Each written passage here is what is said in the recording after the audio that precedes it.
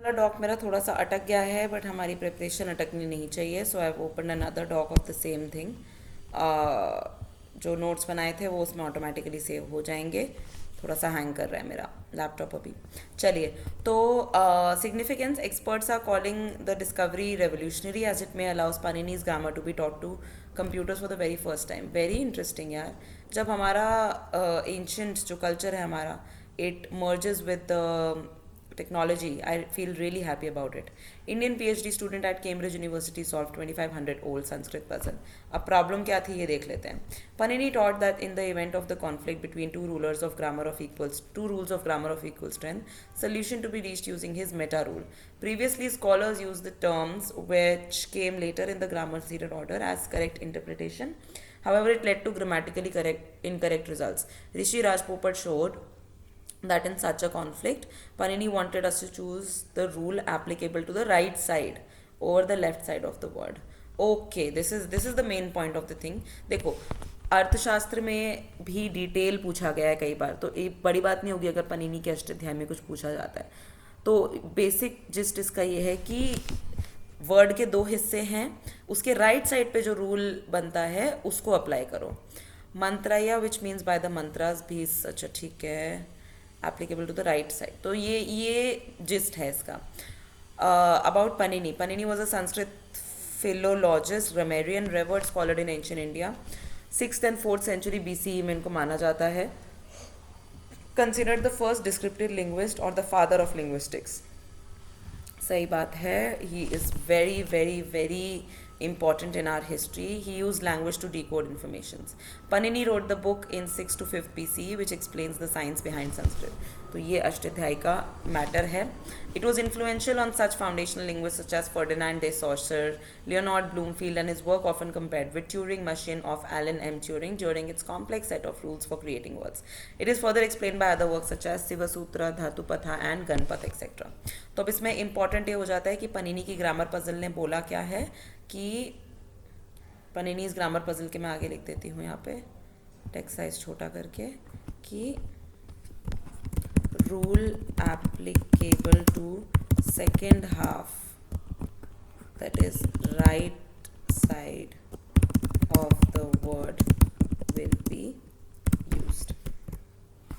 ठीक है ना, तो यहाँ पे मुझे थोड़ा बहुत याद रह जाएगा। This is the benefit of technology.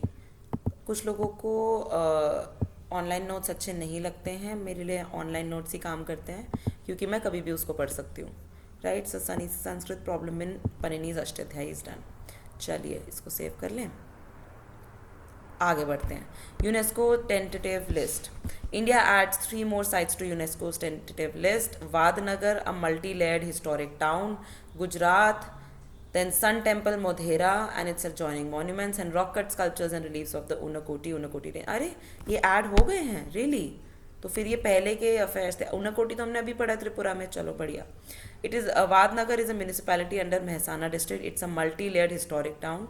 तो 8th century BC का वादनगर है। It is in Gujarat. It has a large number of historic buildings and home town of PM Modi. Oh wow, this is interesting. तो वादनगर इंपॉर्टेंट हो गया है। Then Sun Temple at Modhera. Dedicated to sun god, it has exquisite architecture and sculpture has a unique position with respect to sun. Example of Maru Gurjara architecture style, Vesara style हो गया ना ये, ना नागर ना Dravida, under the Solanki dynasty. तो ये important है। तो मैं सन टेम्पल के आगे क्या लिखूंगी? सन टेम्पल के आगे मैं यहाँ पर लिख दूंगी टाइम पीरियड 11th century और ये सोलंकी डायनेस्टी। यही पूछा जाता है और क्या ही पूछा जाएगा बताओ। उनाकोटी के लिए इन्होंने इन्फोग्राफिक दे दिया है आई थिंक यहाँ पर। हाँ, वादनगर ये है, home town of PM Modi है। Then sun temple at Modhera यहाँ पर। हाँ, ये बहुत बहुत अच्छे ये लोग इन्फोग्राफिक्स देते हैं। आई डोंट नो ये बनाते हैं या कहीं से लेते हैं, मुझे लगता है बनाते हैं। It's actually amazing. Then total UNESCO world heritage sites कितनी हैं? 40। चलो ये भी एक अच्छा डेटा है जो हमारे पास है। 40 एज ऑफ अगस्त 2022, अगस्त 2022 के हिसाब से 40 साइट्स। चलिए ठीक है, तो डन हो गया। यहाँ पे कई सारे साइट्स और भी दिए हैं तो we can go through that. अभी पहले ही इतना इन्फॉर्मेशन ओवरलोड है तो अभी हम उस पर, मैं तो उस पर स्टिक करूँगी। जितना हमें बताया गया। सन टेम्पल ऑफ मोधेरा कहाँ गया जो मैंने लिखा था? Solanki dynasty 11th century CE, यही तो था। अरे कहाँ चला गया? सोलंकी लिखती हूँ, कहाँ जा रहा है ये क्या बात हुई भाई? अब ये कभी कभी टेक्नोलॉजी ना परेशान भी करती है, फिर क्यों नहीं लिख पा रही हूँ मैं इस पर। ओके, सोलंकी गायब हो जा रहा है। चलो कोई बात नहीं, परेशान करना ही है तो हो जाते हैं परेशान। मैं लेकिन फिर भी इसका कोई एक सोल्यूशन निकाल लूँगी। मैं यहाँ पे लिखूँगी सोलंकी डायनेस्टी और यहाँ पर मैं लिख दूँगी 11th सेंचुरी CE। टेक्नोलॉजी अगर तंग कर सकती है तो हम भी तो टेक्नोलॉजी को तंग कर सकते हैं ना। चलिए, about UNESCO's tentative list is an inventory of those properties which each state party tends to consider for nomination. It takes at least a year before it is considered for the final nomination. तो हम क्या करेंगे basically यहाँ पे? हमें अगर ये मुझे लिखने की परमिशन देता है, नहीं दे रहा ना, पता नहीं क्या अजीब सी बात हो गई है इसमें, गायब हो जा रहा है। वाओ, सेव, और वो वाला जो था वो भी अभी तक सेव नहीं हुआ है।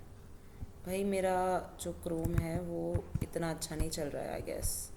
चलिए, तो हम यहाँ पे एक चीज़ कर लेते हैं जल्दी से कि हम तीनों का नाम लिख देंगे। कौन सी साइट्स ऐड हुई हैं यहाँ पे? वादनगर गुजरात, मोधेरा भी तो गुजरात में है ना? मोधेरा भी गुजरात में, हाँ मोधेरा भी तो गुजरात में है ना। यस, मोधेरा गुजरात, और उन्नाकोटी त्रिपुरा में है, ये हमें पहले से पता है। ठीक है जी, चलिए, मुझे ही याद करना है ना बाद में। हाँ, ये तो हमने, ये रिपीटेड है, ये मेरे को दोबारा नहीं पढ़ना है। चलिए, तो देखो करंट अफेयर्स भी कितने इंटर रिलेटेड होते हैं वैसे तो। यूनेस्को टेंटेटिव लिस्ट, चलिए ठीक है।